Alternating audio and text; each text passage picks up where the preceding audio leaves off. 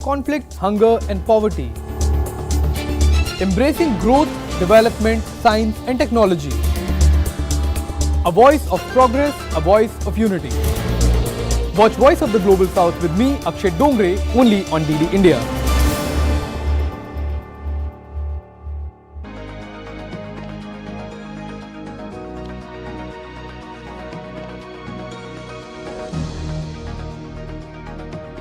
Live from New Delhi, you're watching DD India Global. We'll get you the top stories from India and the region. I'm Shubhendu Ghosh, and for news from rest of the world, I'm joined by my colleague Ollie Barrett. He's at Westminster, London. Good to see you, Ollie. UK has a new Prime Minister.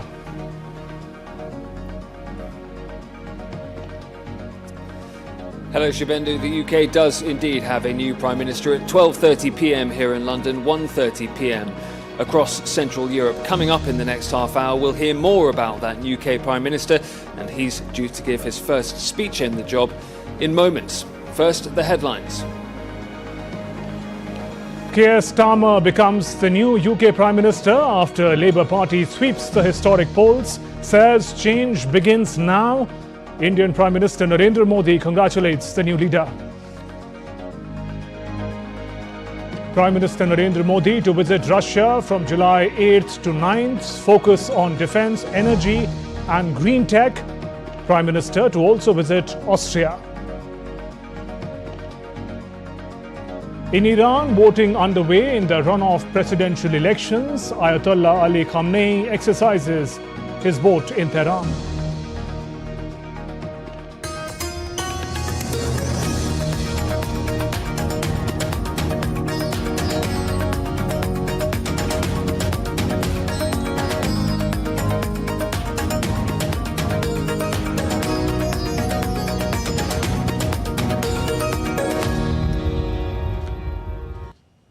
Keir Starmer has become the new UK Prime Minister after his Labour Party secured a historic victory in the elections. Rishi Sunak's Conservatives registered their worst ever poll performance. More in this report. UK on Friday woke up to a massive Labour victory. Newspapers splashed headlines like Labour landslide as the Keir Starmer-led party ended 14 years of Conservative rule. Addressing his supporters, Starmer said that change begins now. We said we would end the chaos, and we will. We said we would turn the page, and we have. Today we start the next chapter, begin the work of change, the mission of national renewal, and start to rebuild our country. Coming from a humble background, Starmer is relatively a new entrant to politics. It was an uphill battle for the lawyer-turned-politician. He took over the reins of Labour only 4 years ago when the party was going through a tough phase. Under him, Labour challenged the Conservatives over the falling living standards in the UK. The polls have come as a major blow to Rishi Sunak-led Conservatives, which has registered arguably its worst election performance. Conceding defeat, Sunak said that he had given his all. I take responsibility for the loss. To the many good, hard-working Conservative candidates who lost tonight, despite their tireless efforts, their local records of delivery, and their dedication to their communities, I am sorry. Meanwhile, world leaders have been congratulating Starmer. Indian Prime Minister Narendra Modi called Starmer's victory remarkable. He also thanked Rishi Sunak for his contribution to deepen India-UK ties. German Chancellor Olaf Scholz said that Starmer will be an excellent Prime Minister, while Australian PM Anthony Albanese called Labour's victory resounding. Other leaders who extended felicitations to Starmer include EU Council President Charles Michel and Israeli President Isaac Herzog. Bureau Report for DD India. Labour Party under Keir Starmer has adopted a more pro-India stance compared to the party's previous leadership under Jeremy Corbyn. In its poll manifesto, Labour says that it will seek a new strategic partnership with India, including a free trade agreement. It also sought deepening bilateral cooperation in areas like security, education, technology and climate change. At the India Global Forum last year, Starmer had said that a Labour government will seek with India a relationship based on shared values of democracy and aspiration. And we continue to track Labour Party's historic win in the UK polls. Ollie Barrett is at Westminster in London, gets us more on the developments there. And Ollie, Rishi Sunak steps down, all eyes now on the new Prime Minister, Keir Starmer.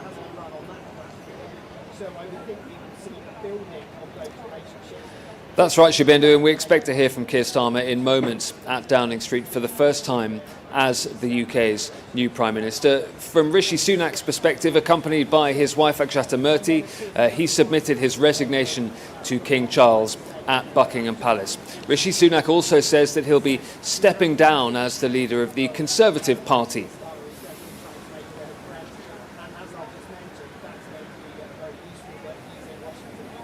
To the country, I would like to say first and foremost, I am sorry.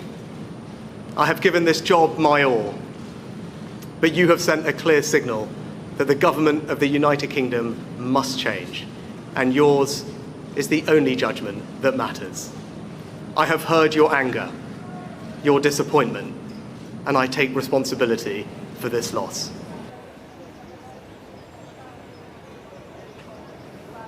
Well, Keir Starmer took charge of the Labour Party in 2020.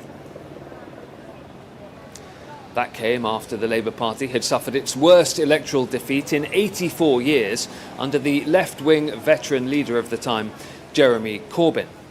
Keir Starmer is a former human rights lawyer who rose to become Britain's top prosecutor.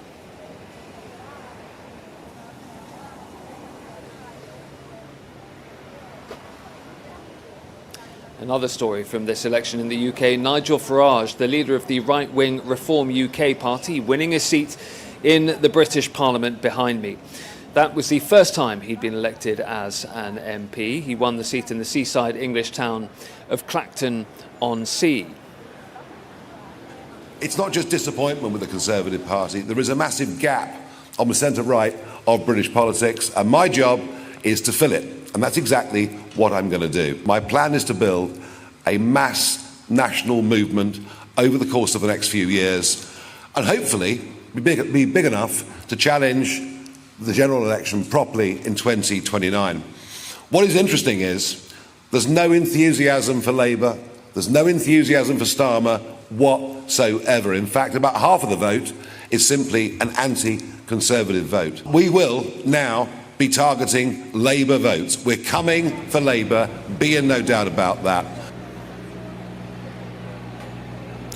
Well, we can talk now to DD India's Stuart Smith, who's joining me live here in Westminster, in the shadows of the House of Commons, where that Labour majority will become so evident from next week. And Stuart, just explain to us what comes next for Keir Starmer. What are his first duties now that he is Prime Minister? So he's just come back from Buckingham Palace, where he's spoken to the King, who has given him, as it works in the UK, the official mandate to become Prime Minister. He's going to come to 10 Downing Street, where we understand there are crowds awaiting to hear what he says as his first main speech outside 10 Downing Street as the Prime Minister, in terms of what he hopes to focus on. And he's given us an indication that he wants to move very quickly. He doesn't want to hang around with regards to the kinds of things he's going to do. His manifesto was 120 pages long. There's a lot that the Labour Party has promised to do, and as part of that, the first thing he'll need to do is appoint the people that will carry that out, the cabinet ministers who for the past few years, as Keir Starmer has run the Labour Party, have acted as shadow ministers.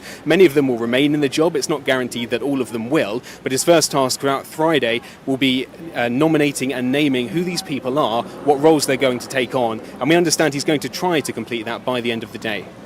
And what about Rishi Sunak? He is now a former UK Prime Minister, but he's still the current leader of the Conservative Party, but not for long. Explain how that process will work. Do we even know? Yeah, that's right. It wasn't a given. Some prime ministers, when they lose elections, do also at the time stand down as leader of their party. Rishi Sunak has said he will stay on as a lawmaker, as an MP. He received enough votes to be quite confident that he could remain in position as a lawmaker for his local constituency. But now he also needs to try to help the Conservative Party move on from this election defeat. That will involve appointing new figures for the Conservative Party that will help arrange the next leadership election. He's not standing, but he needs to make sure that the party can run an effective leadership campaign. It's especially important because the person that would normally be in charge of that lost his seat during this election. So he needs to stay, and says he will stay on while that process happened, but he hasn't given a firm indication as to at what point in that election process within the Conservative Party he would leave. So at the moment, that's an open question. Now, a lot of the election campaign here has been about domestic issues, as you might expect. What about foreign policy for this new Labour government? What do we expect that to look like? Yeah, we've had quite a detailed comment on that through the Labour Party's manifesto, the list of things it expects to do. Let's start with the European Union, which still, despite Brexit, is an incredibly important body with which the UK has to deal with. So with Brussels, Labour says it would like to try to increase communication and discussion on issues that could make the UK-EU relationship smoother. It's something that Keir Starmer can do without this election being very much based on Brexit, not like the previous one with Boris Johnson. And so there are some minor tweaks he suggested he would like to make. By no means rejoining the European Union, but things on increasing the ease of animal products getting into the UK, the mutual recognition of educational qualifications, and making life easier for touring musicians are things he's mentioned he would like to improve on. He'll be going to Washington, D.C. in the United States next week for the NATO Leaders Summit, where he's likely to recommit to the support the UK has been given to Ukraine. Labour largely supportive on the Conservative Party's policies when it came to the Russian threat and supporting Ukraine. And then the India Free Trade Agreement, which for 2 years has been stuck with the 14th round of negotiations not getting anywhere. Both Keir Starmer and Rishi Sunak wanted that to happen, and Keir Starmer says he will continue to try to push for that. The shadow Foreign Secretary at the time, and most likely to be Foreign Secretary David Lammy, has said that the Conservatives overpromised and underdelivered over the past 2 years on trying to get that free trade agreement through. He says Labour's ready to go. He suggests let's finally get our free trade deal done and move on. He says a free trade agreement also is a floor and not the ceiling, so suggesting that there could be more to come with regard to the UK-India relationship. That is DD India's Stuart Smith live here in Washington. And I think we can go and hear Keir Starmer now live at Downing Street.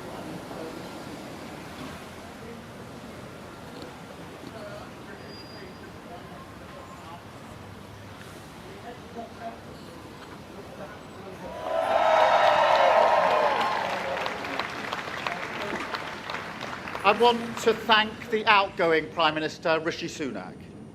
His achievement as the first British Asian Prime Minister of our country, the extra effort that will have required, should not be underestimated by anyone. And we pay tribute to that today. And we also recognise the dedication and hard work he brought to his leadership. But now our country has voted decisively for change, for national renewal, and a return of politics to public service. When the gap between the sacrifices made by people and the service they receive from politicians grows this big, it leads to a weariness in the heart of a nation, a draining away of the hope, the spirit, the belief in a better future, that we need to move forward together. Now, this wound, this lack of trust, can only be healed by actions, not words. I know that. But we can make a start today with the simple acknowledgement that public service is a privilege and that your government should treat every single person in this country with respect. If you voted Labour yesterday, we will carry the responsibility of your trust as we rebuild our country. But whether you voted Labour or not, in fact, especially if you did not, I say to you directly, my government will serve you. Politics can be a force for good. We will show that. We've changed the Labour Party, returned it to service, and that is how we will govern. Country first, party second. Yet, if I'm honest, service is merely a precondition of hope, and it is surely clear to everyone that our country needs a bigger reset, a rediscovery of who we are, because no matter how fierce the storms of history, one of the great strengths of this nation has always been our ability to navigate a way to calmer waters. And yet this depends upon politicians, particularly those who stand for stability and moderation, as I do, recognising when we must change course. For too long now, we've turned a blind eye as millions slid into greater insecurity. Nurses, builders, drivers, carers, people doing the right thing, working harder every day, recognised at moments like this before, yet as soon as the cameras stop rolling, their lives are ignored. I want to say very clearly to those people, not this time. Changing a country is not like flicking a switch. The world is now a more volatile place. This will take a while. But have no doubt that the work of change begins immediately. Have no doubt that we will rebuild Britain with wealth created in every community, our NHS back on its feet facing the future, secure borders, safer streets, everyone treated with dignity and respect at work, the opportunity of clean British power cutting your energy bills for good. And brick by brick, we will rebuild the infrastructure of opportunity, the world-class schools and colleges, the affordable homes that I know are the ingredients of hope for working people, the security that working class families like mine can build their lives around. Because if I asked you now whether you believe that Britain will be better for your children, I know too many of you would say no. And so my government will fight every day until you believe again. From now on, you have a government unburdened by doctrine, guided only by the determination to serve your interest, to defy, quietly, those who have written our country off. You have given us a clear mandate, and we will use it to deliver change, to restore service and respect to politics, end the era of noisy performance, tread more lightly on your lives, and unite our country. 4 nations standing together again, facing down, as we have so often in our past, the challenges of an insecure world, committed to a calm and patient rebuilding. So, with respect and humility, I invite you all to join this government of service in the mission of national renewal. Our work is urgent, and we begin it today. Thank you very much.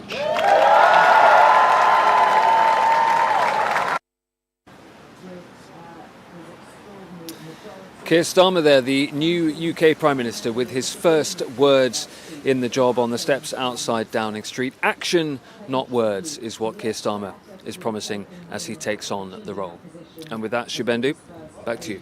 Thank you, Ollie. A new political era, it seems, begins in the UK. Meanwhile, turning from UK to Iran. In Iran, voting is underway in the runoff presidential elections. Iranian presidential candidates Saeed Zalili and Masoud Pezeshkian, surrounded by supporters, cast their votes in Tehran.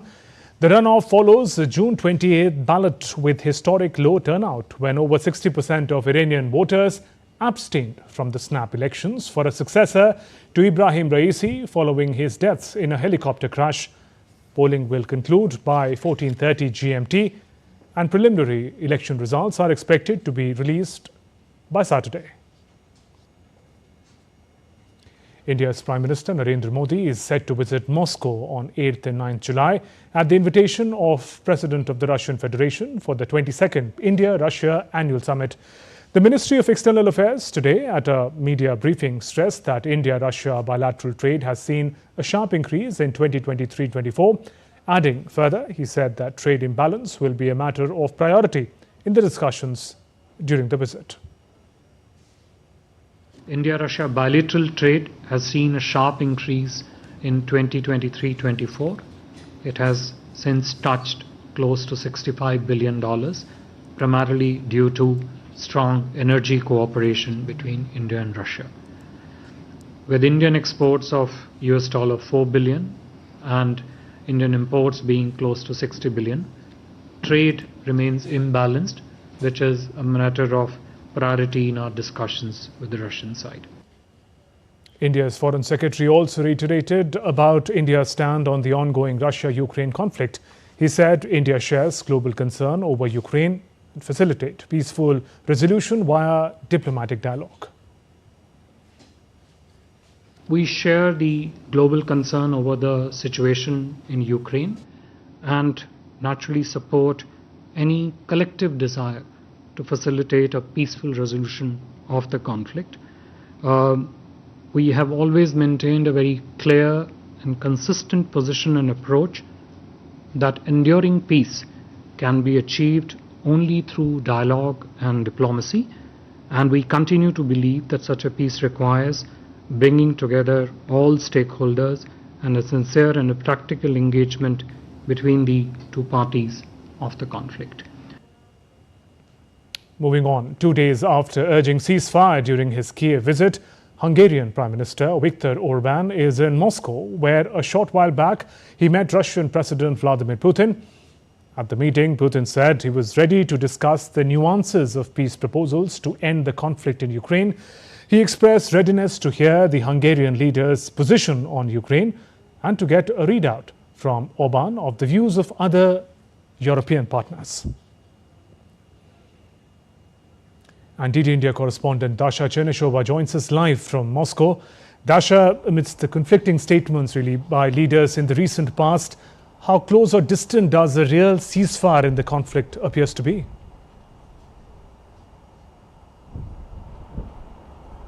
Well, as things stand at the moment, it doesn't seem to be the case that we are moving anywhere closer to the ceasefire in this conflict in Ukraine, with the Russian president most recently saying that there could be no ceasefire again unless there are real negotiations. He reiterated that the Russian peace initiative that Vladimir Putin has recently outlined, which involves the withdrawal of the Ukrainian troops entirely from the territories of the four regions which Russia now claims as its own, is still on the table. It does seem to be the case that the ceasefire will be introduced only after this move is implemented. At the same time, we also hearing from Ukraine that this is not on the table, that Ukraine dismisses this as the possibility for the upcoming negotiations. So as things stand now, Moscow continues to say that it improves its combat positions on the front line, with Russian armed forces carrying out at least 23 group strikes against the military infrastructure of Ukraine over the past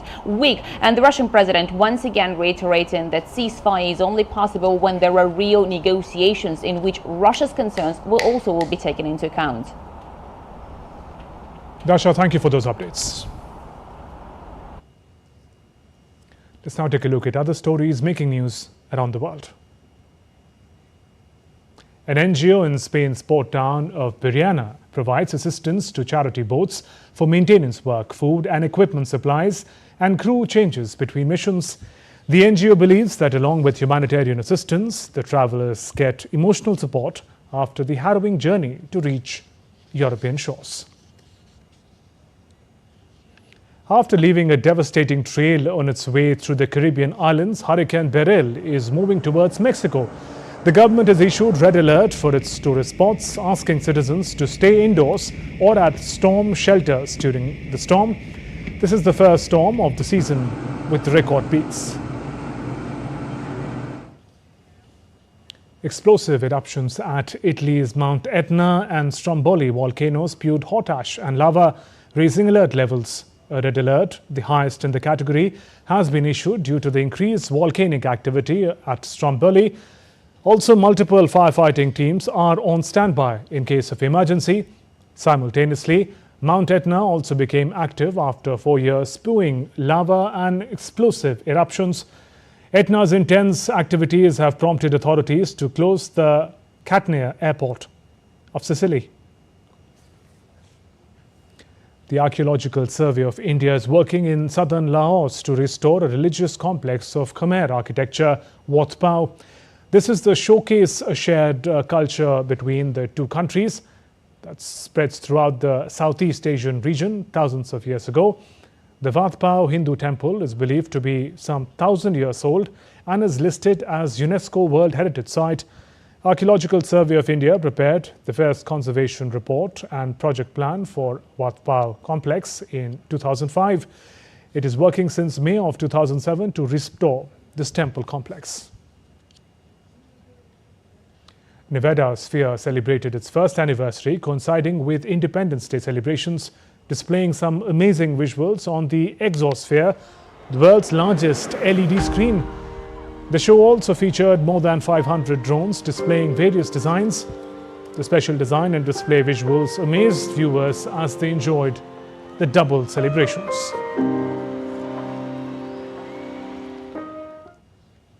That's all for this edition of DD India Global. Let us know your thoughts on the news of the day. And for those on the go, you can get all the latest news and updates from India and across the world on DD India mobile app. The app is available on both Android and iOS platforms. Scan the QR code on the screen to download now. We'll be back with more news as it breaks here on DD India. I'm Shubhendu Ghosh from all of us here in Delhi. Thanks for watching DD India Global. Namaskar.